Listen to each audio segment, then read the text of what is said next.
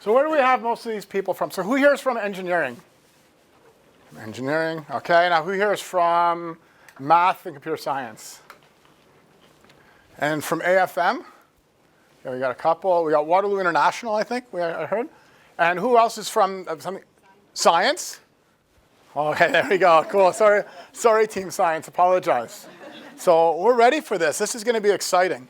Now, before we do our intro, we're going to start with some fun, because that's what we like to do in our class. So I need a volunteer, but the volunteer has to have a $5 bill. So look at a $5 bill. So see if you have a $5 bill.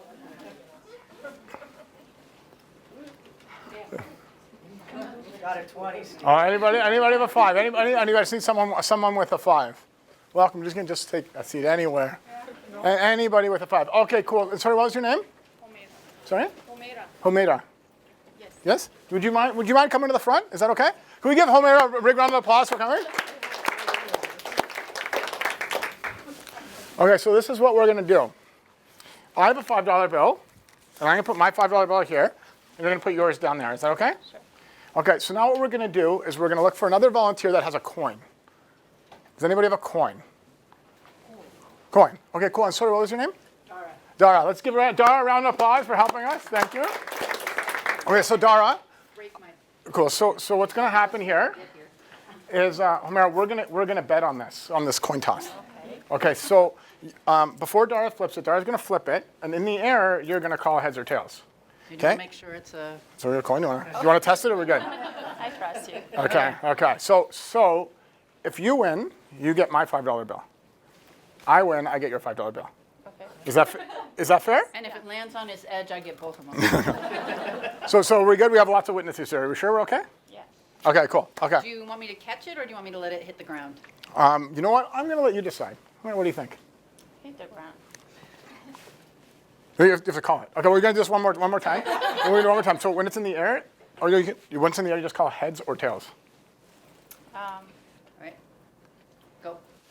Head. It's heads. It's a head. Okay, cool. There you go, Mara. Here we go. Here you go. Sit down. All right, thank you. Go ahead. Get done, yeah. So this usually works a little differently. So thanks, Dara. I should have paid you off before to make sure I won. Yeah, no, I was supposed to win. Okay, so now I got to try to explain this, because usually I win and then I'm really happy, but now I'm not really happy. Yeah, so exactly. So are you happy now? Yeah. Yeah. And by a bit, I see that smile. That means you're more than a bit happy, right? Now me, not happy, right? More than a bit not happy. I'm very not happy. In fact, if you calculated happiness in units, I would be at least double as unhappy as Homera would be happy. And there's psychological studies that show that for every unit of happiness, it's usually equivalent to 2 units of sadness when we look at losses and gains. So this is how I introduce in class behavioral finance. So in behavioral finance, what happens is individuals have biases. Now, this bias that I just talked about is called loss aversion. But you know what? Loss aversion is just one example, right, of behavioral finance. In fact, there's many other examples. So the way we do this in class is we have all the other examples on the board. We divide the students into groups. We give them all a type of behavioral finance, and we tell them, see that $5 example? Well, you know what? I want you to explain your behavioral bias more creatively than I just did. And do you know who stepped to the plate when I did that? Bianca, Tiffany, and Sam. So why don't we get them to show us what their example was? All right, so Bianca is an investor, and Sam is a publicly traded company called Google Book. So Sam's height represents the price of 1 share of Google Book. And as you can see right now, Sam's price is quite high. So Bianca's an investor who's going to invest in Google Book because she believes it's going to be a really profitable investment. Oh no, our CEO just went to jail for bribery. Our company just announced a huge losses for this quarter. So as you can see, despite hearing negative news and the price declining, Bianca invested yet again. So what we just presented for you was an example of behavioral finance known as escalation bias, which occurs when an investor continues to increase their position in a stock despite hearing bad news and seeing price declines because they don't want to admit that they made a bad decision and cut their losses. So now Steve will continue with his experiential learning. Let's hear it for Bianca, Sam, and Tiffany.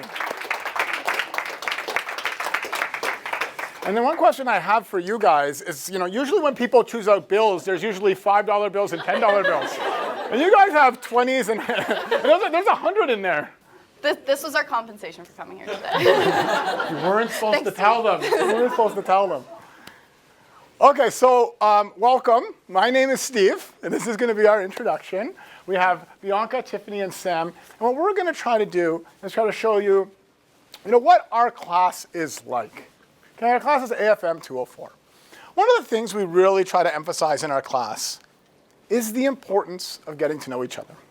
See, in finance, in the real world, one of the things that we always tell our students is to be successful, you need to network.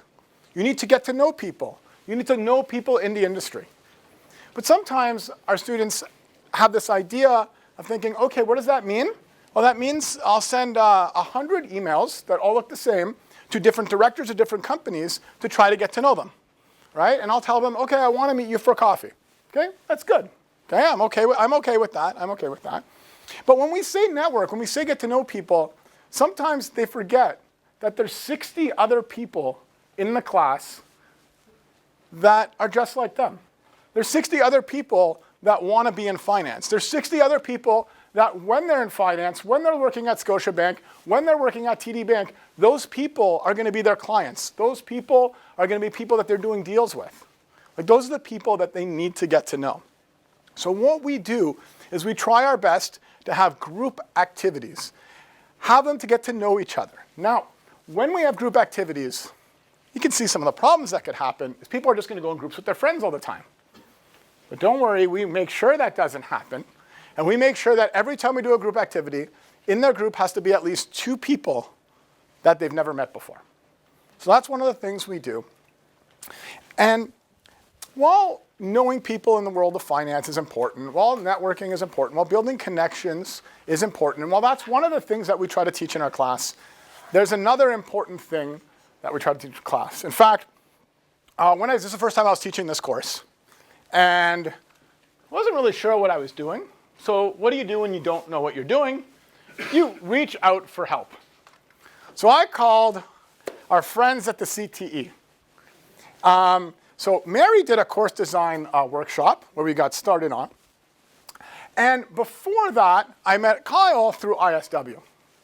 Now, Kyle has had to endure the punishment of being the person that is connected with me that I have to contact for any help.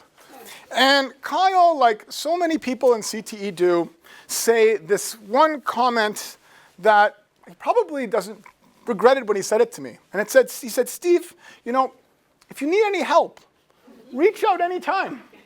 Oh man, what a mistake. What a mistake. I don't know what he was thinking. So he says to me, okay, Steve, so you're teaching this course. What do you want the students to learn? If there's one thing that the students will take away at this course, what do you want it to be? And I said, well, it's a second-year course. It's before they have co-op.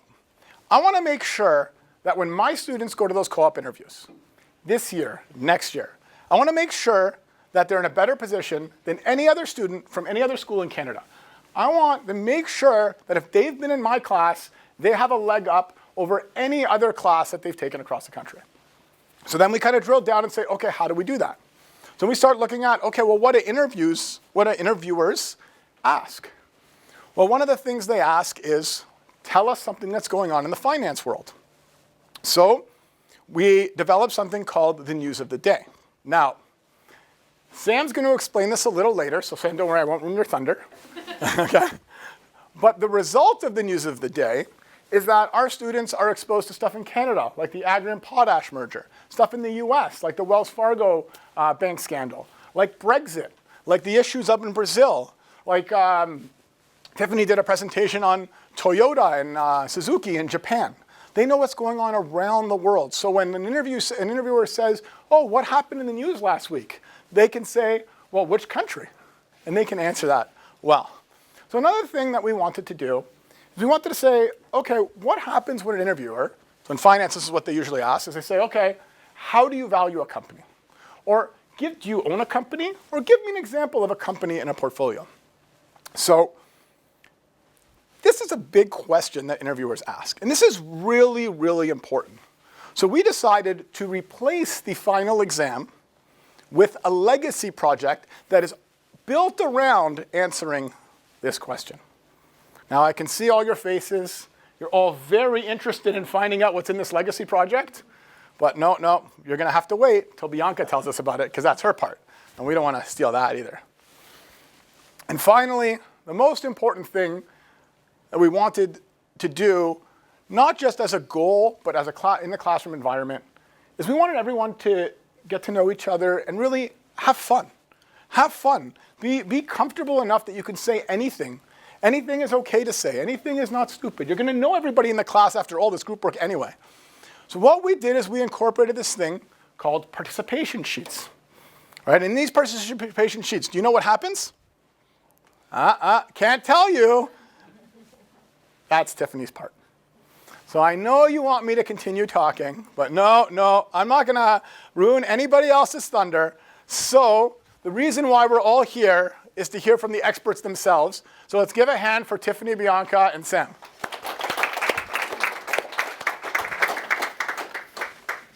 So as Steve mentioned, I'll be discussing the participation sheets, and I'll just hand out our 3 participation sheets if you want to pass them around.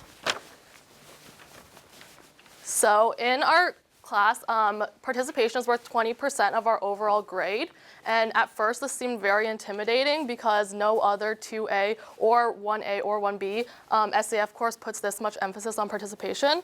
So generally, everyone was pretty intimidated by this, but eventually it just became natural to participate in class, and the classroom just became a great way for us to foster discussion and engage with other people. So it really has helped us build a better classroom environment. And so as you can see, every day we are responsible for giving ourselves a rating from 0 to 3.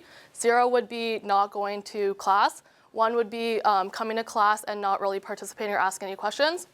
A 2 is if there's group work in class, if you contribute to your group, then that would be a 2 and you don't ask really any questions. And a 3 would be asking a question, like a good question, which technically means that you add value rather than just adding on to what the last person has said. You actually provide some insight. For example, if you, after a news of the day, which Sam is going to talk about, you say, I've actually been looking this up and Apple's share price has just increased blah, blah, blah percent. So that would be insight and explaining maybe why. And then, as you can see, Steve will actually, before the next class, give us his rating, which normally does correspond with what we give ourselves. And what he does that I think is really great is he writes personalized notes to all the students. And another thing that he did within the first 2 weeks is memorize every person in the class's name, which there's 60 kids in our classroom, and he has 3 sections. So I thought that was a really great thing, and it really showed us that he was interested in building relationships with us, and it just encouraged us to learn other people's names as well and to engage with our classmates as well. So I think the participation sheets have been really beneficial to the classroom environment in general and have made the classroom a lot more engaging and great atmosphere, but I want to hear what you guys think. So personally, I feel like the participation sheet is a great incentive to make students actually pay attention to what's going on in class rather than, as many of you might know, a lot of students will just sit on their laptops, kind of type the notes, kind of type what's going on the lecture slides and not really grasp what's happening. This gives us an incentive to well, we have to listen to what's going on to be able to ask an insightful question and get 20% of our mark. And so at first it was kind of just like, okay, like I need to ask a question, let's do this. And as Tiffany said, it just became natural. Like now I'm more inclined to just naturally pay attention to what's happening. And then this kind of provides me like the same routine to do the same thing in my other courses. It's just become something that I'm used to doing now. So now I'm more inclined to do the same thing and ask insightful questions in other courses as well. In my opinion, this petition sheet has motivated me to answer questions in the class, not only in his classroom, but other classrooms as well. Before, I wasn't that comfortable raising my hands to participate, either to ask questions or answer questions in a class. But after taking Steve's class, I am more confident to answer my classmates' question. And also, when there's any thing I don't understand, I will ask my prof about that question. And this is one of the examples how Steve allows his students to teach each other in his classroom. Yeah, so I actually noticed that a lot of discussion happens after the news of the day presentations. So Sam, why don't you tell us a bit about this? Okay, so the news of the day is a very innovative project in our class. It worth 15% of our total mark. Basically, we were split into groups again, and we were given different countries across the world, such as China, Japan, Brazil, Germany, also Germany. And and from those presentations, we learn like different events going on in the world, but we pay attention to the most current economic event. At the beginning of each class, we have a new group every day presenting a different country. And the presentation is 10 minutes long, and we also have 10 minutes for Q&A, so that our classmates can ask questions to clarify what the presenters were talking about. And during the news of the day, we explore the country's economy and their stock market. How is that going, and how will the event affect the overall economy and the company's specific stock? And from those presentations, I actually learned a lot, like from different perspectives, like how my classmates look at different events, and also my view of the event. And now I'm gonna pass on to two of the. Do you guys have any thoughts on it? So yeah, for my group, we did Japan, and we were put into groups in the beginning of the semester, and I actually worked with people that I hadn't even really either talked to or even met in general. So I really thought it was a great way for us to meet other people in the group and have a chance to work with people that we wouldn't just go to right away and that aren't in our regular friend group. And as Steve was mentioning, after he graduated, he did a deal with some of his former university classmates, and I really think it just proved to us that the relationships that we're supposed to be building right now are really going to benefit us in the future and in our career. So this was a great way for us to get started on trying to build these relationships. In addition, for me personally, like I know a lot of students don't have a lot of time to look up what's going on in the economy and in the world on their own. We're students, we're busy, we have a lot of other projects to do. So the fact that he's incorporated this into the class allows us to like take class time and actually learn what's happening in the world. As he said, this really helps us with interviews, with just knowing what's going on, with being able to hold a conversation with someone about recent events. And we get to hear a lot of other people's, like our classmates' opinions on each event, and kind of just get a different insight on things than we normally would, maybe reading about it online for 5 seconds when we have the time. And so we got to learn a lot about different economies and different events going on in the economies that we probably didn't know about before. Like personally, I did Brazil, and I got to learn all about the corruption in Brazil and everything that happened in the economy after the Olympics, which is something I really had no idea was going on before. And gaining all of this external information really helped us when it came time to do our final legacy project. So now I will discuss that further. So we actually currently just handed in our final legacy project 2 days ago. And as Steve mentioned, me and Tiffany are presenting it today.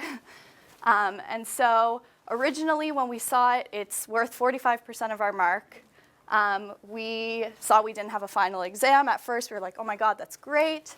We just get to do this little presentation at the end of the semester and then relax when it comes time to exams, and it was not like that at all. So we are assigned one of 3 different Canadian companies, S&C Lavalin, which is an engineering and construction company, Colliers, which deals with real estate, and Shopify. And so we were assigned one of these companies, and most of us had no idea really anything about these companies. Like personally, we have S&C, and we don't know anything really about engineering and construction before we were handed this. So we were kind of like, okay, we're really starting from scratch. So we had to take what we were taught in class, which without a textbook you would think would be hard, but I feel like we actually learned more in class based on the fact that we got to discuss everything we learned in class, all of the topics with each other and with Steve. And so personally, when it came down to do it, we felt we had all of the right resources to start up what we were doing. But it did take a lot of work. It was very intensive, but Steve was always there to answer our questions and kind of guide us without telling us any direct information of what we could do. But that was the thing. We weren't really structured in what we would do, which gave us the opportunity to kind of take it in any direction that we wanted, which will be evident when 5 or 6 groups all present the same company. We could all take it in different directions and learn different things about it. And as you can see, something like this will really help us in an interview again, because the main question that gets asked usually is, tell me about a stock. And normally before second year, during second year, you don't really have the kind of exposure to do something like this. And so now that we've kind of been thrown into it, as hard of work as it was to complete, I'm so grateful now that I can finally say, yeah, I know how to evaluate a company. And here, let me tell you about S&C. So it's kind of just all of these different experiential learning activities that we've done that really has prepared us for our co-op jobs in the future. Yeah, so just to add on to what Bianca's already saying, we were given S&C, which is an engineering construction company, and we had no idea anything about the industry in general. And so throughout the whole process, me and my group had a lot of difficulties and we felt really unprepared. So we kind of had to work through what we were given, with our resources and with Steve's guidance. We had to try and work through problems on our own, and at many times we felt very underqualified to do the task that we were given. But this is just something that we're going to have to deal with in our co-op jobs anyways, and we're going to be given things that we might not know how to do exactly, and we're going to have to use the resources that we have to try and figure it out on our own. And this was a great example of that. And I can speak for myself personally and Bianca that we're so pleased with our end product because of how much time we put into it and how we were able to figure our problems out on our own.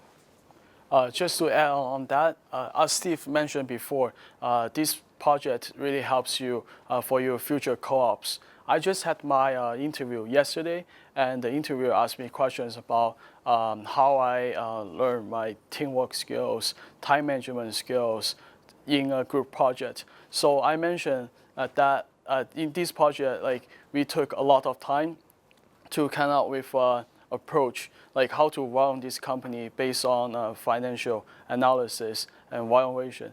At first, me and my teammates were kind of lost because we didn't know how to run a company. So we grouped together and we discussed the better way to approach it. So we figured out by looking at this company's ratios first.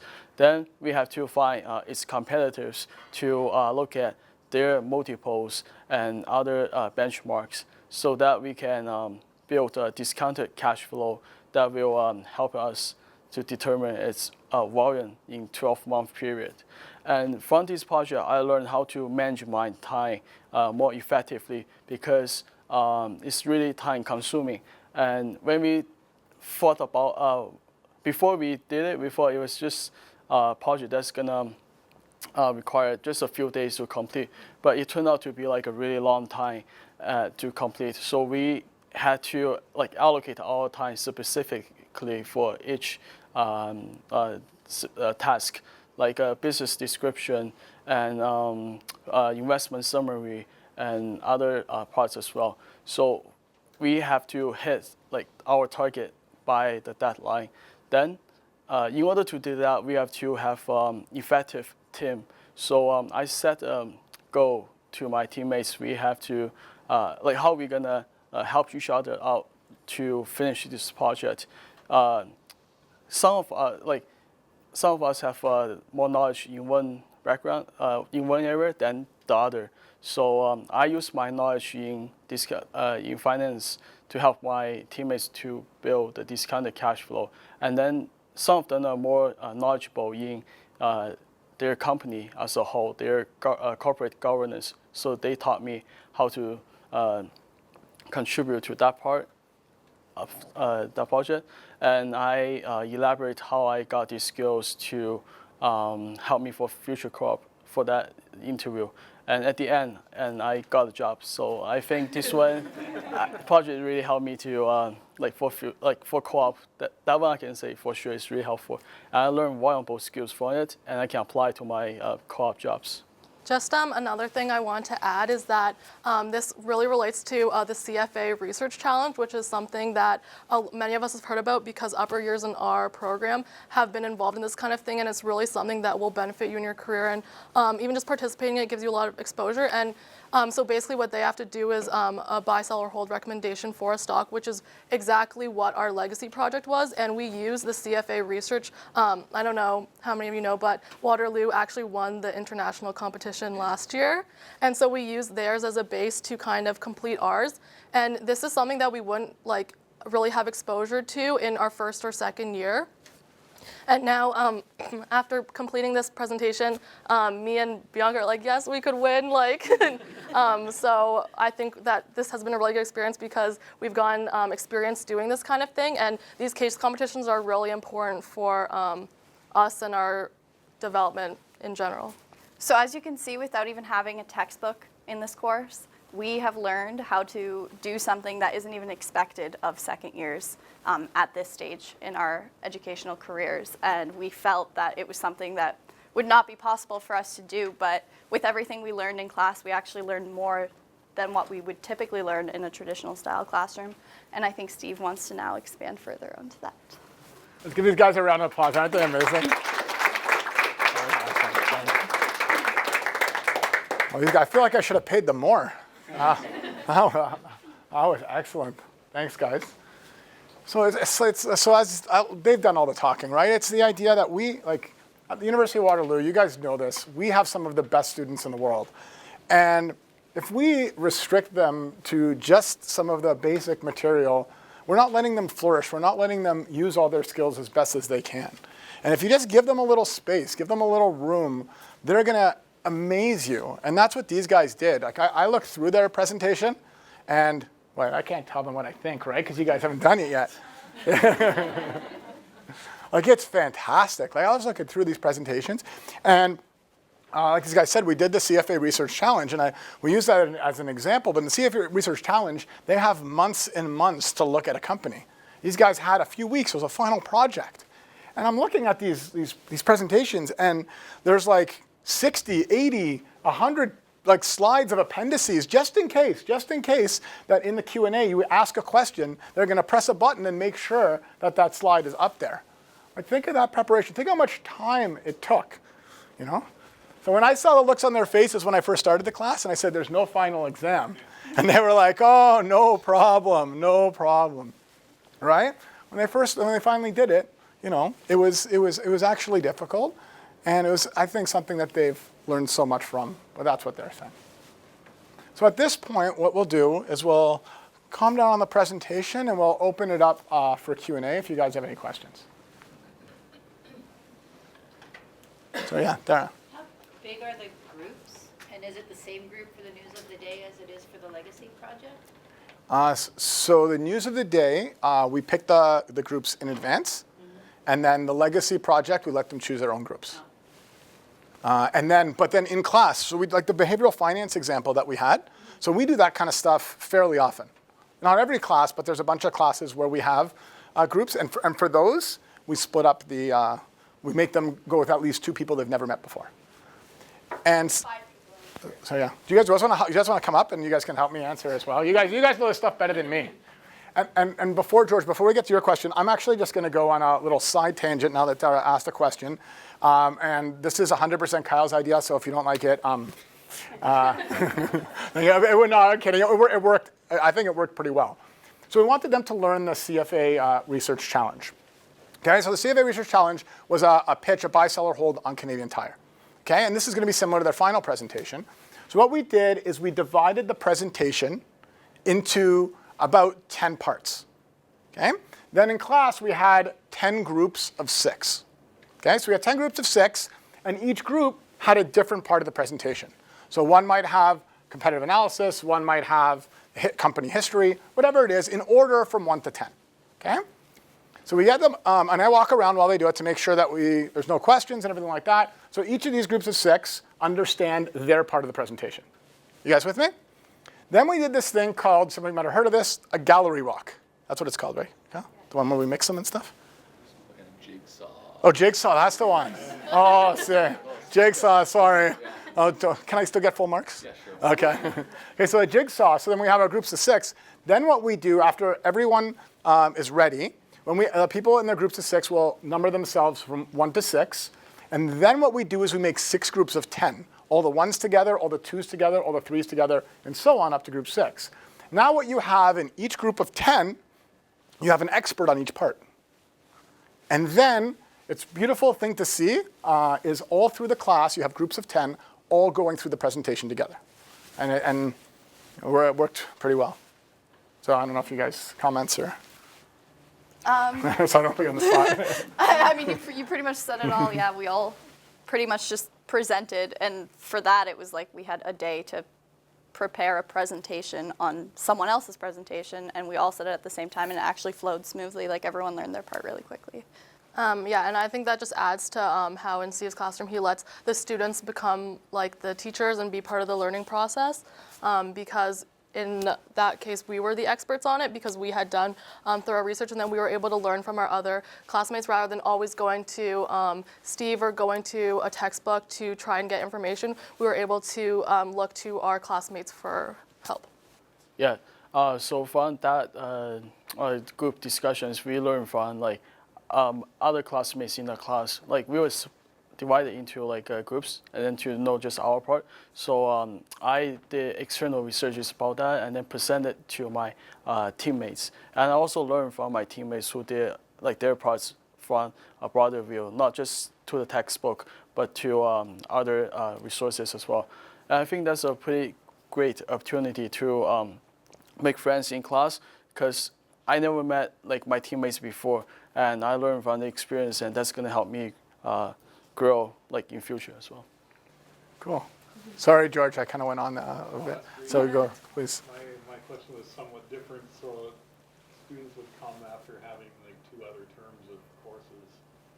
Probably none of them at all like this course. Yeah. How long did it take to sort of flip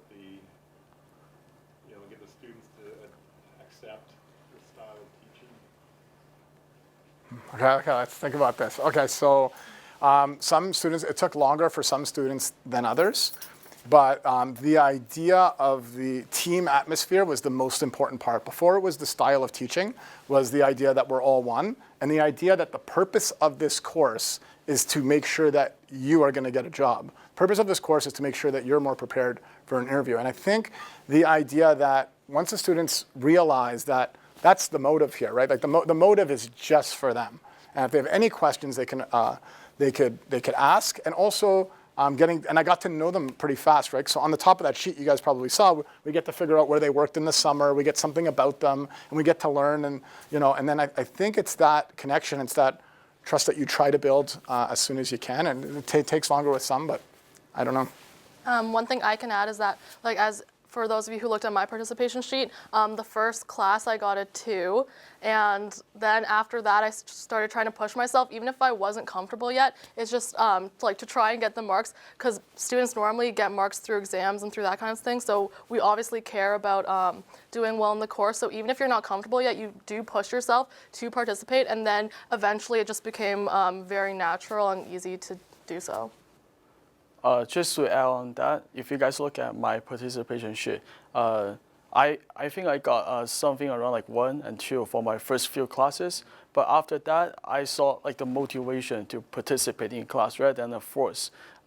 Steve, this doesn't force me to participate, but like he motivates me to participate. Like his lectures are very inspiring, so I actually want to contribute like to his lecturing and like ask questions. And he helped us guide how to ask those volume-added questions, not like simple questions. So those ones are actually very helpful for your own learning. Thanks, guys. Does anyone else have a question? Yeah, Paula. Can you tell us what you think is the most important thing you learned about yourselves? Okay, I can start. I think, like personally, I know how insanely stressed I was doing this project, and there were definitely moments where I was like, I don't think I can do this. And just like I was like, I feel like I don't have a textbook there to be able to help me. And at first that was kind of like, that was pretty scary. I was like, I don't really have anything solid to refer to. And then I found that like I can be my own source of learning. And I can like look through the resources that we have been given and figure this kind of thing out on my own under pressure, under time management, which is something that I definitely never really had the experience to do before. And like I learned the fact that I can really do it if I do push myself hard enough. And believe me, I push hard. But yeah, like under situations of stress like this, like it really is possible to push through it if you try.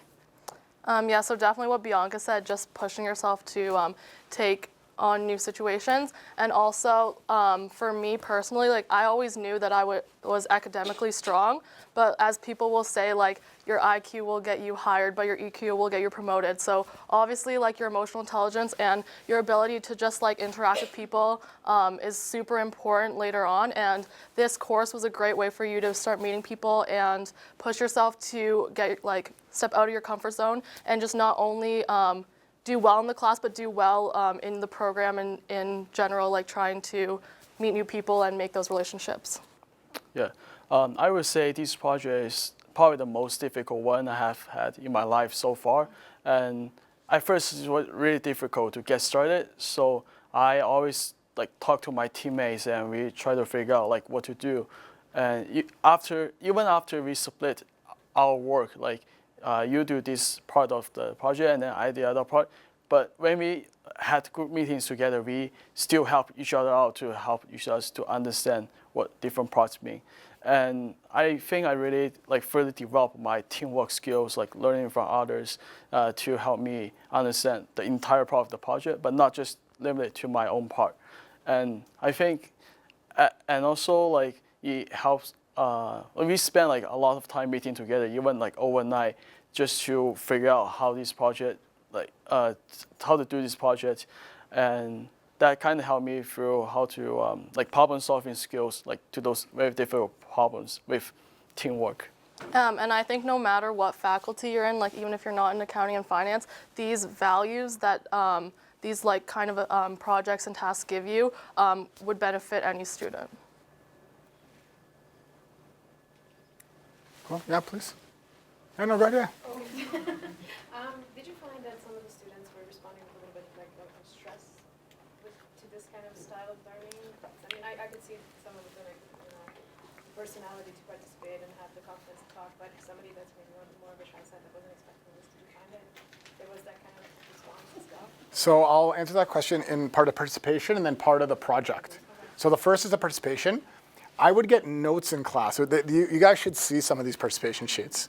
I would get notes from like the shyest students that would draw pictures and said, look, I draw pictures to show you I'm paying attention. Like a student gave an example. A student gave an example of a company that was doing something. So they drew a picture of the company, and then they said, this is the question I wanted to ask, but I'm too shy to ask it. Can I get a participation mark? And then I would write them a personal note back and say, look, that's great. Why don't we talk after class? And then the next class I talked after it and said, okay, I would love to hear from you in class. Would it be okay if I said, and then I'd prep them on the question so that I can try to get them involved.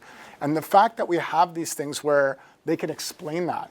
And anytime someone is not in class, I'll write them a note, say how we missed them in class. And after the first 2 classes, if anybody ever misses a class, they'll email me before. And if people aren't saying anything in class, they will write a note to me, basically, kind of saying like, why I'm sorry, or what I get a lot of. It's just hard because I have 60. I think we have 62 in this class and about 60 in the other class. And think of it: if you have participation marks, it gets to the point where everyone wants their hand up, everyone wants the marks, and you don't get a chance to choose everybody. So I'd have people say, "Do I get?" And they give themselves the marks and said, "My hand was up the whole time." So then I'd write back and I say, look, you don't get the marks, but I will make sure I will find you next class. And then as soon as they see next class, I see their hand up, and I make sure they're the first people that we choose, right? So that's the participation part. As for the legacy project, this was very difficult, and sorry guys, it was really hard, and I understand how stressful it was.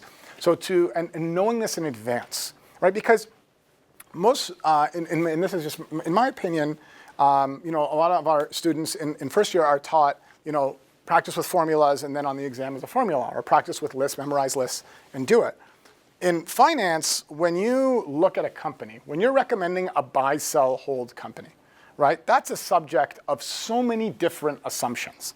What's the sustainable growth rate, that's going to happen down the road? How many years do you do a discounted cash flow? What's your weighted average cost of capital?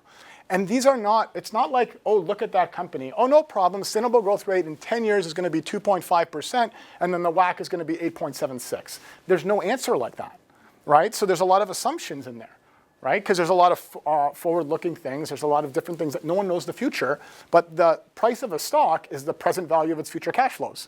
So by definition, there is no answer.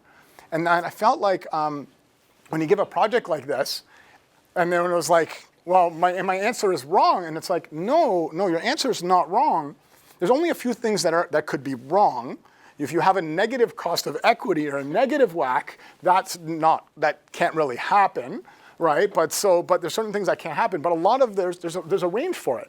And I show that there's extremely smart equity research analysts that recommend to buy, and there's extremely smart equity research analysts that recommend to sell, and it's the same company, and they're both still employed. Right? So we do that. So we're trying to explain that you can't really have a wrong answer. Just state what you think is right. And then there's a lot of come back. Well, what do you mean by that? Well, what do you mean by that? So to make sure it was okay, we had a class where we broke them up into groups, and I brought an upper year TA, and we walked around this trying to help them, guide them on where they're going. Then what I was able to do is another thing that I love to do in all my classes is bring in guest speakers. Right? So we've been lucky. We've had some great guest speakers. We had someone from a big pension fund. We had someone that runs his own hedge fund. We had the chairman of Brookfield Financial came to teach us about real estate. And then before this class, we had a money manager that is probably the biggest, if not one of the biggest money managers in Canada that does Canadian equities. And I had her come on the 16th before the presentation was due on the 21st. And she talked about these 3 companies. And her main message was, I met the CEOs of these companies all last week. I know everything about the companies. And it's based on you're making assumptions. And to hear her say that, to hear her, like if you looked her up online, you see all these articles about her. This is what she does for a living. And to hear her say that was like, okay, wait a second, maybe that's the case. So then they got to ask questions, and that also kind of helped them with the stress level, I think.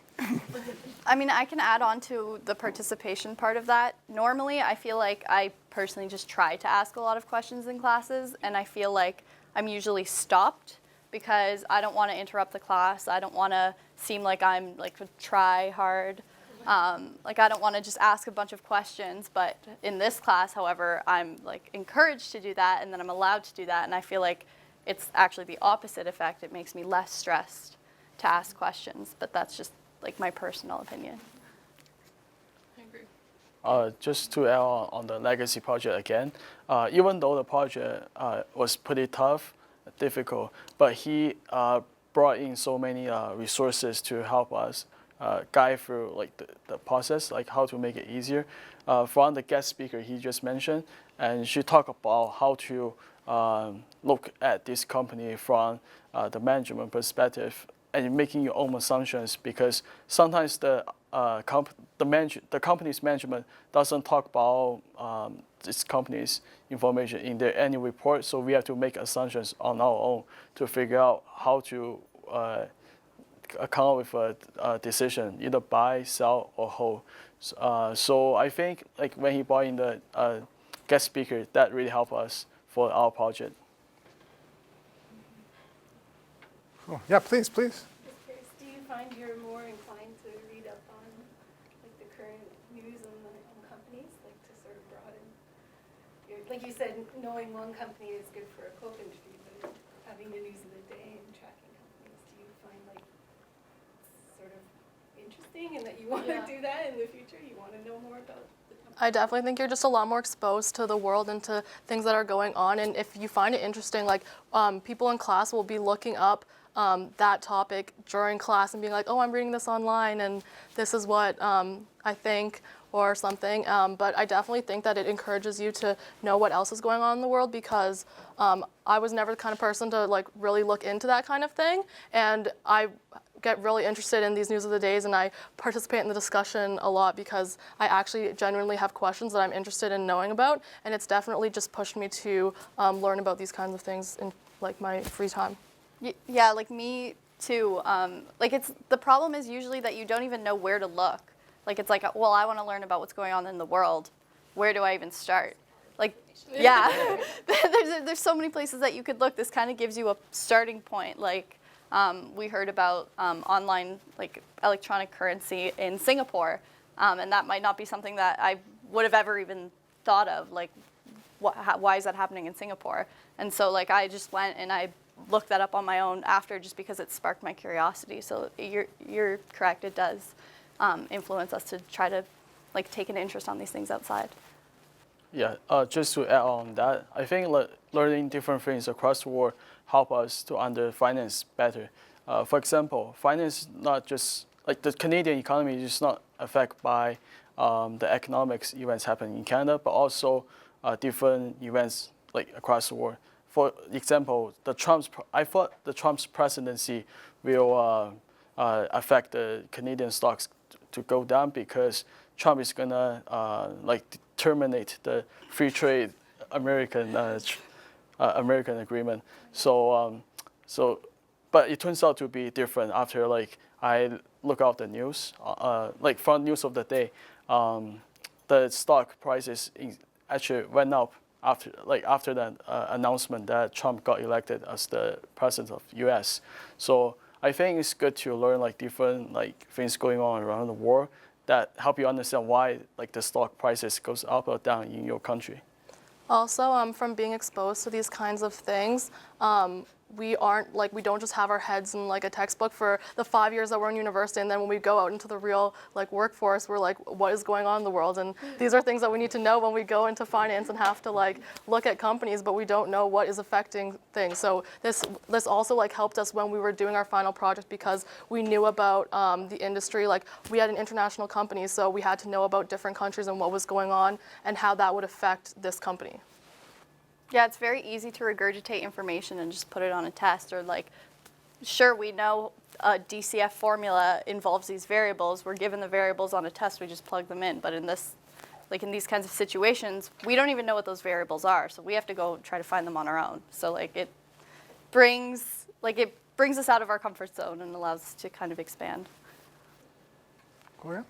And I'm just wondering, like, what's your prep and your evaluation looking like with that kind of approach? Because I would imagine that this would involve a whole lot of time, just even prepping for these kind of sessions, really, because it's not really like a lecture, I imagine.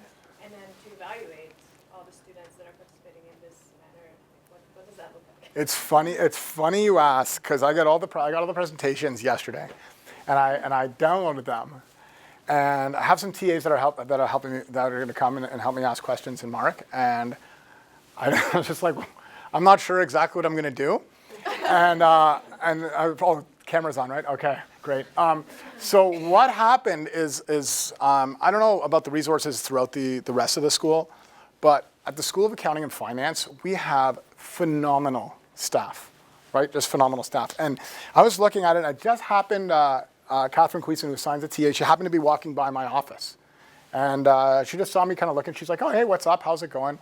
And then I told her how I was planning on working it with the rubrics and with the TAs, and how I was going to have the TAs send me the rubric, and I was going to go look at it, and then I was going to approve it. And she's like, so you're going to do that for all 30 plus things? I'm like, yeah, I think that's going to work. And she's like, no. Other profs have done this, and then done this. I'm like, oh, okay, that's great. So she sits down, and in 10 minutes made my workload probably a third. Well, I think so. I haven't done it yet.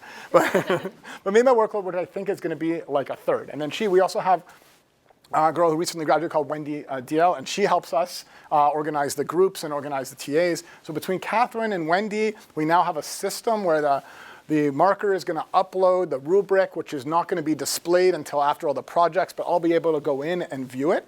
Probably too complex to explain at this moment, but I'd be happy to talk to you after and show you how we do it, and maybe you want to wait until to see if it works. But it's fantastic, and I never even would have thought of it. And just the experience I had yesterday is now going to encourage me. Now I asked for help with teaching, and Kyle knows how often I ask for help with teaching, and it's quite a lot. But when it comes to staff, I should be asking for it more, because we have phenomenal staff, and they can help us because they see other profs. Like, I'm not the first one in the world to do presentations, and yes, this is a little different, right? But yeah, we're not reinventing the wheel, and I think that's something that, you know, I talk a lot of, like with Mary, with Kyle, with a lot of people from CTE, is the fact that, you know, I wish there was more opportunities that we can talk with people across campus, right? And we can find and we can learn from each other, because, you know, I've learned a lot from my mistakes, and I just started. I just started a few years ago, so I learned a lot from my mistakes. But there were a bunch of mistakes that I was able to skip because some people down the hall had those same mistakes. Right, and they've gone through them before, and they were able to tell me in advance. But I would imagine in engineering and science and all the other math and all the other faculties around campus, I would imagine people are finding out great new ways to do things, and I just love the opportunity to learn from each and every one of you guys in addition to CTE, because I think that'll just make the experience better.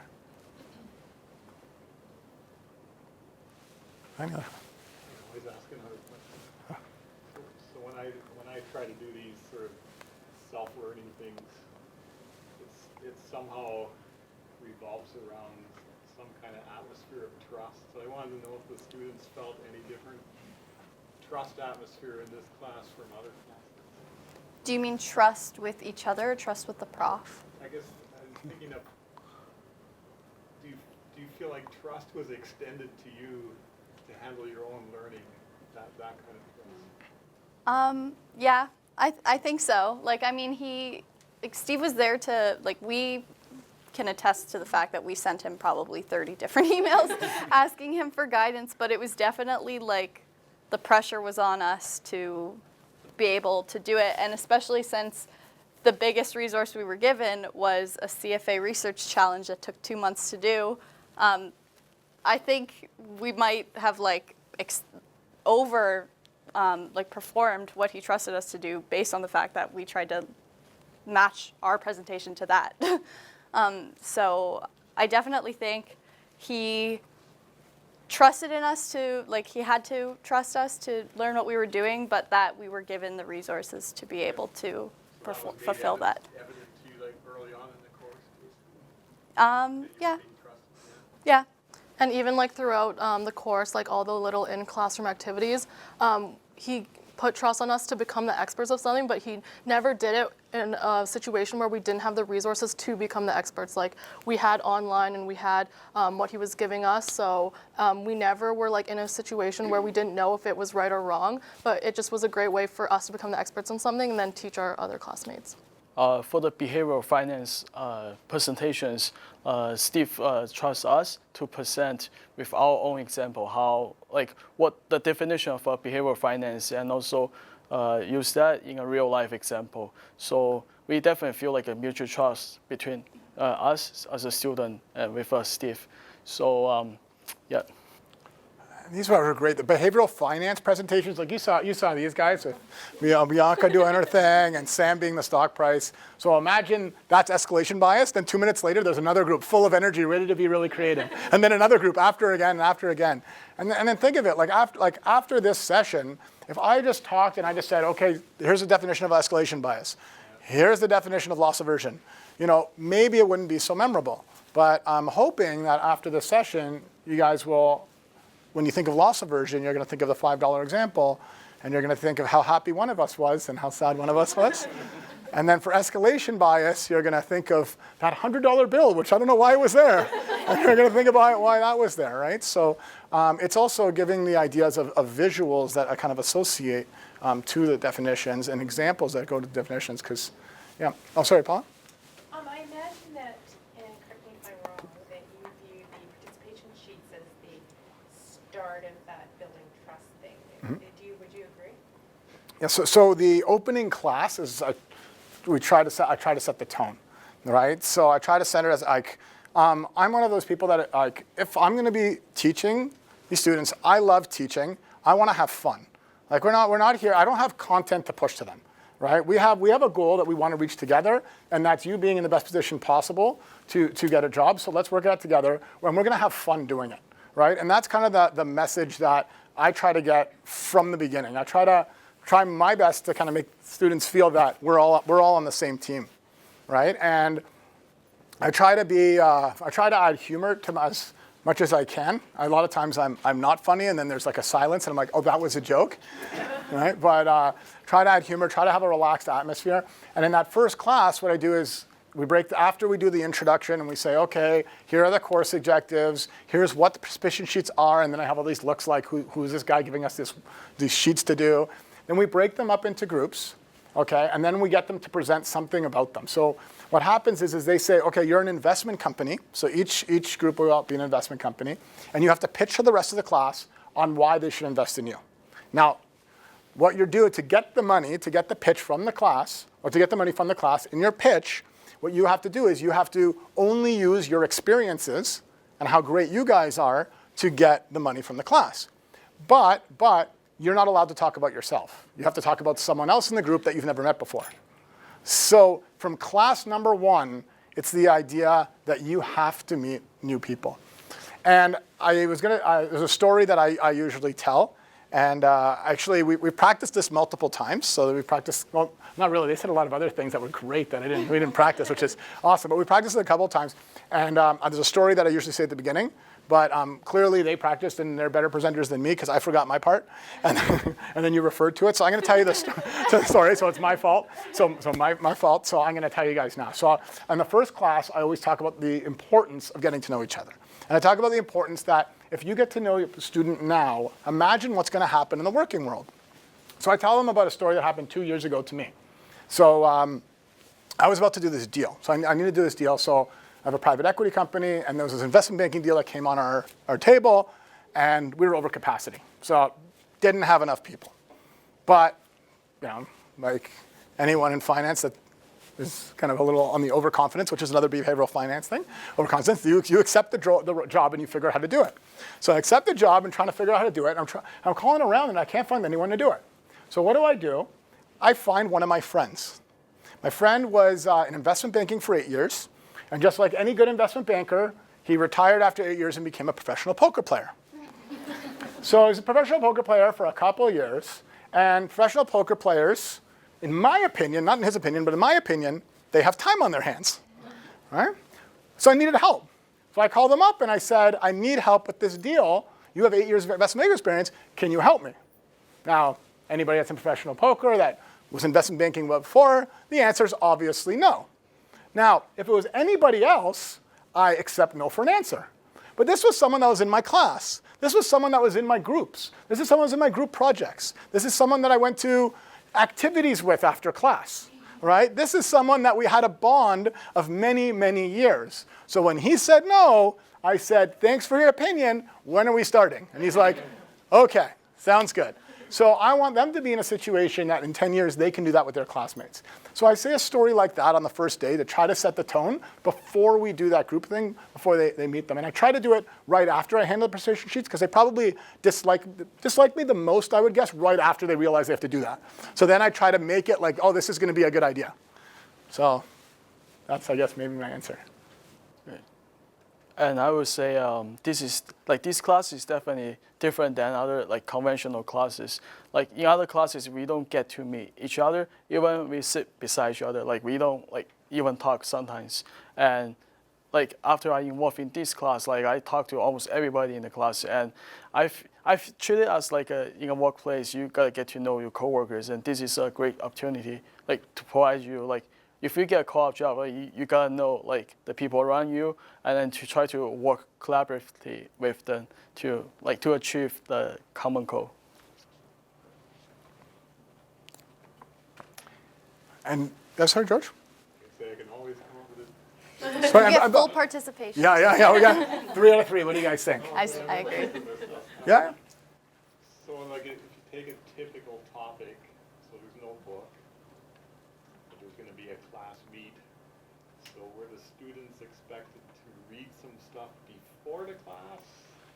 Were they given the topic that we're going to talk about beforehand, and they realize they don't know anything about it, and here's where you find out information?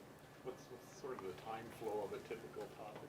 Okay, so keep in mind, almost every class begins with a 10-minute news of the day presentation, which is the one that Sam was talking about, and actually both all you guys were talking about, right? So they know that there's a country coming, right? But they don't know what it's going to be. So the class, the presenters know it inside and out, and the class is not sure what it's going to be.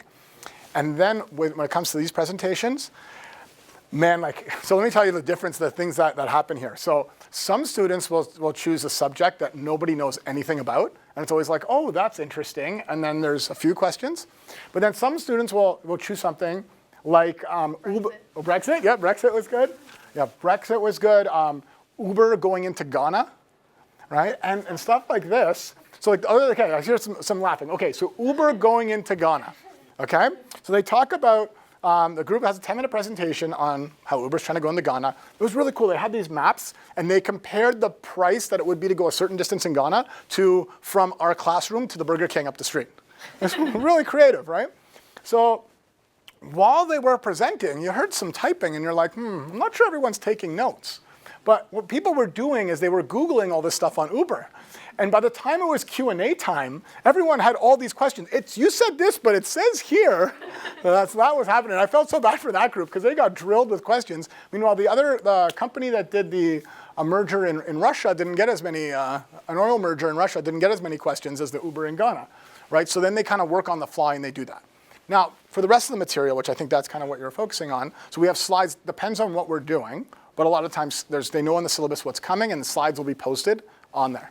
So for behavioral finance, all the terms would be posted, right? For some of the harder ones, those the slides that help, right? But then they get it, but I give them in-class time to kind of go through because they don't know their groups in advance. And for the guest speakers, he always tells us who's coming, so we can look them up and try and learn a bit about them in case we have any questions or are interested in that kind of thing. Well, actually, I just want to add to, so we had, as I mentioned before, the chairman of Brookfield Financial. For him to come up here is just fantastic. So what they did is Brookfield Financial that did this deal from $180, $190 million at the corner of Yonge and Bloor. Okay, and so the chairman of Brookfield Financial worked on this deal with actually one of my ex-students from a few years ago. So she came with the chairman, and they said, what would be the ideal learning experience for the students? And I said, well, they'll all know that everyone knows the corner of Yonge, well, not everyone knows, but a lot of people might know the corner of, I feel we're good now. Okay, a lot of people know the corner of Yonge and Bloor. So they wrote up a little case, a 4-page case for the students to read in advance. And it showed the cap rate. So cap rate is a valuation method for a real estate building. So they show the cap rates of certain units that would be similar to Yonge and Bloor. They showed the challenge that they had. The challenge that they had is they had so Yonge and Bloor is going to be like an 80-story condo, but it's called, it's one of those things where you don't actually, the whole building is not one. You can actually sell it into different parts. So Brookfield Financial had the right to sell the first floor, the second floor, and the basement. And at the time, they ended up already finding Nordstrom Rack to rent 45% of it, and they had 55% vacant. And then the case was, should Brookfield fill up the other 55% and then sell it, or just sell it at 45% and leave the dream or the imagination of how great the 55 to be to try to get more money out of it. And they talked about the different cap rate that would be associated with the fact that the other side is vacant. So they prepared the case in advance for the students. I asked the students to read the 3-4 page case in advance, and then they went into such detail. Man, I wish these guys would come when I was an undergrad, because it took a long time to really learn this stuff. I thought it was fascinating, but. Sorry, did you have a question back there? I was just curious, classroom timing. So how long were the lectures and how often were they in a week? So they're 80-minute classes twice a week. Twice a week. And then, so you have the news of the day. So I think there's 13 presentations. So 13 classes would have news of the day, because there's 3 classes for final presentations, which is also the challenge. Like if we're looking at, we probably want to see what the pros and cons are, right? The challenge with putting presentations in your class is that they take up class time. And it's like, how do you kind of balance that? Some people are of the belief that it's really important and it should use up class time. Other people aren't. But I think that's what you need. You need people that are both beliefs so that they get different things from different classes. Just to add on that, and I feel the news of the day presentation at the beginning of the class is very interesting. So that keeps us engaged and motivated, like throughout the classes. Like usually we go to classes and we just listen to lectures and like we feel pretty dry, but with the presentations at the beginning, that's gonna make us feel really interested. And yeah, sorry, Aaron, go on. So from the student's perspective, what if you had 5 classes that were like this class? How would it be okay? Would you deal? Would you survive? Or would it be too much work? I mean, I think it depends on, it's fully dependent on the subject, because I feel like a class, like there's certain classes that need maybe a bit more structure. So it wouldn't be like necessarily exactly the same, but I definitely think any one of our classes could incorporate some of this style of learning into them. And I think that would just kind of make our schedule even more uniform. So if anything, I think it would benefit us. Also, I feel like it gives you a motivation to participate and be engaged and even like go to class, because you might just be going to like a couple of your classes and then you're stressed out in the end because you haven't listened to what the prof is saying, and you don't, you have to kind of teach yourself the material. But in this case, we are already teaching ourselves the material, so when it gets down to it, it's not like a huge stress load because we've learned all these things and we already know about them, and we have an incentive to go to class and participate and be engaged. Yeah, so if I had 5 classes like this one here, it can be stressful, but depends on who the prof is. Steve is a prof that makes the stressful stuff like less stressful. Like he tried to release us, incorporate like useful information to help us guide through those stressful periods. So also that depends on like the students' like learning styles. Some people can take on more challenges than others. But like after this course, I feel like I am strong to take more challenges in other courses. Cool. And just to add, this final project, if there were 5 final projects at the exact same time, It would not be possible. it would not. Yeah. So you'd have to coordinate, right? It'd have to be some sort of mix. As it is, we already have challenges when all our final exams or our midterms are all the same time. So I think just like anything, I think you'd need to coordinate to make sure that stuff is on different dates and to make sure that they're learning on their own. They're not learning on their own 5 subjects at the same time. So just trying to coordinate with. Extra coordination, I think, between profs. I've been lucky enough that my office is next to another second-year prof, and through that, I get to talk to her, and she's around the same time I'm around. So we get to talk about, challenges that I'm facing, challenges that she's facing. We have a lot of the same students, and I think that's so useful. And I'd hope that we can actually do that with more profs in the same thing. So if they have 5 courses, we know the 5 courses, so we can say, okay, what are you covering now? When's going to be your hardest week? When's going to be our hardest week? And let's try. And I know in a perfect world that could happen, but I don't know. That's a tough one. So do you do that now? Well, I do that with the one prof that's next to me, but the other profs, I would like to do that more often. And the other thing that's probably challenging is I don't know, you guys wouldn't have all the same classes, would you? Or do you have some electives? Yours or? is an elective. Well, we can choose between 3 courses, and his can be one of them, or it can be an elective. So in like accounting and finance, it's pretty structured. If you're going in a certain path, you don't have as many electives. So it is easier to work it out like that. But I mean, in some faculties, it probably isn't like that easy.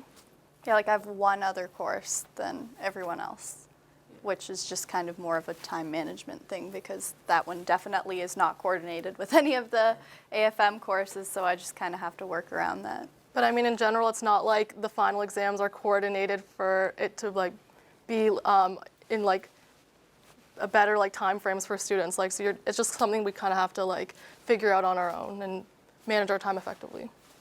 Yeah, and I agree on that. I also taking like online courses. That's a bit like difficult to communicate with. So I also like use my own time to complete like the tasks in that online course and focusing Steve's class. Catherine, do we have time for another question or not? It's up to you. We have time for another question, but I wouldn't mind hearing, I know that not everyone is in finance, so are there any things that you found that you might be able to take into your class?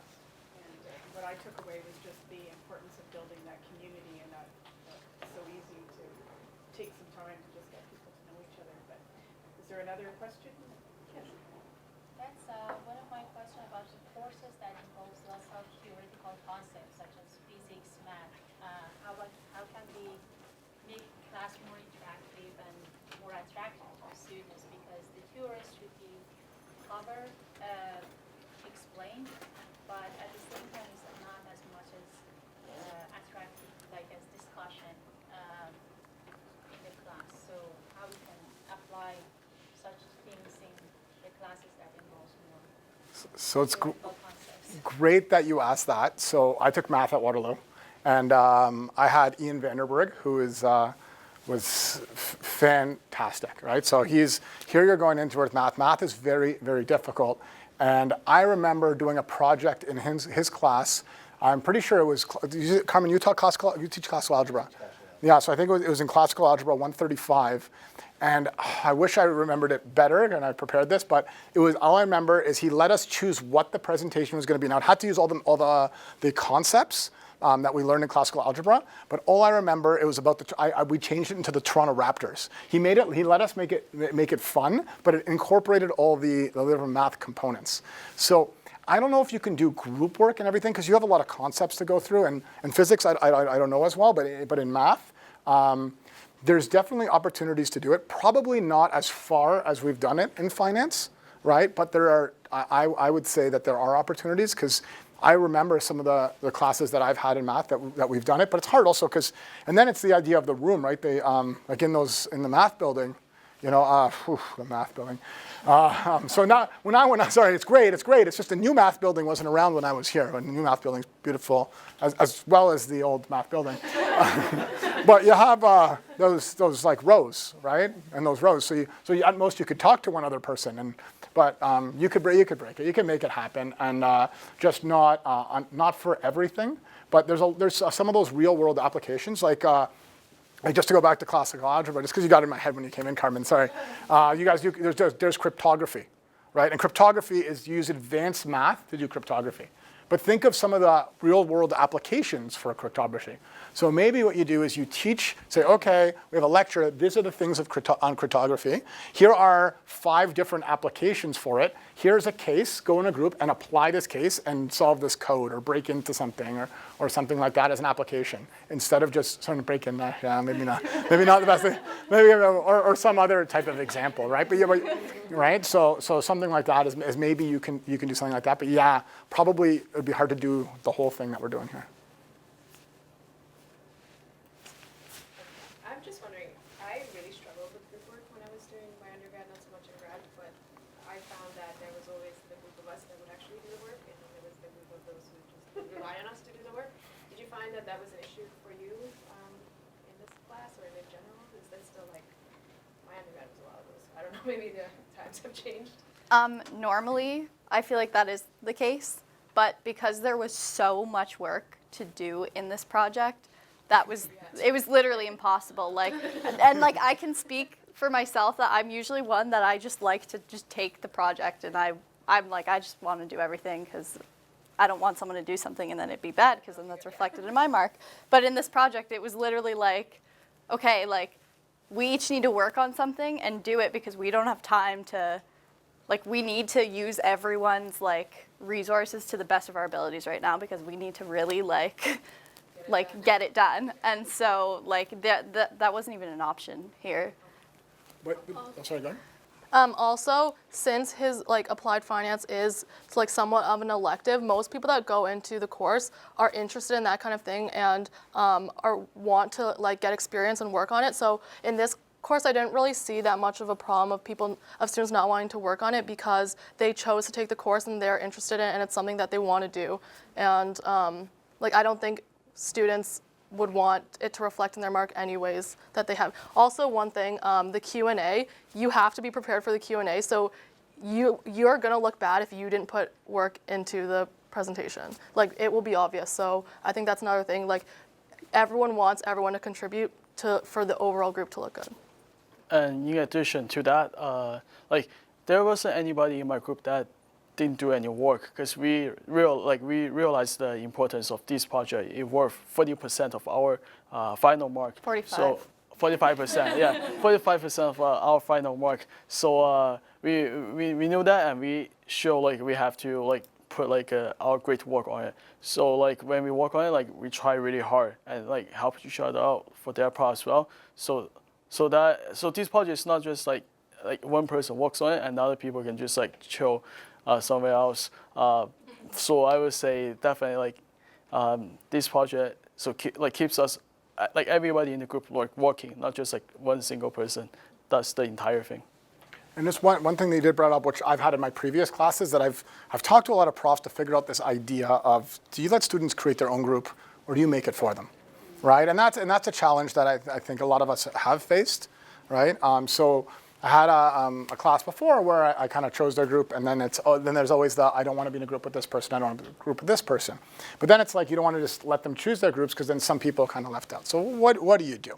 So for this project, right, for this class, I made sure to pick the groups for the news of the day, which is not worth as much. And for this project, I gave them a little lecture, right? And I said, okay, well, this is going to be like the real world where you're going to have to pick the people you want to work with. This is worth a big part of your grade. And because of the fact that I'm letting you pick your own groups, there's not going to be that this person's not doing enough work or this person's not doing enough work. Before you even can pick your group, think of who would be pulling their weight, right? And if you've identified that person and they're not pulling the weight, you're the one that's picking them, right? So I kind of give them that kind of talk, which I don't know if it works. Maybe it works sometimes, maybe it works not. Try your best, right? But I think that's maybe another topic for another day on, do you pick your own groups or do you let students pick their groups? I think it's good that originally we're put into chosen groups for like the smaller projects throughout the course because then we get a chance to work with other people. And then also for the final project, maybe you liked working with someone before that you wouldn't have worked with normally, and you can choose them for the next project. So I think that's good. Okay, well, we're wrapping up here, so please join me in thanking Tiffany and Bianca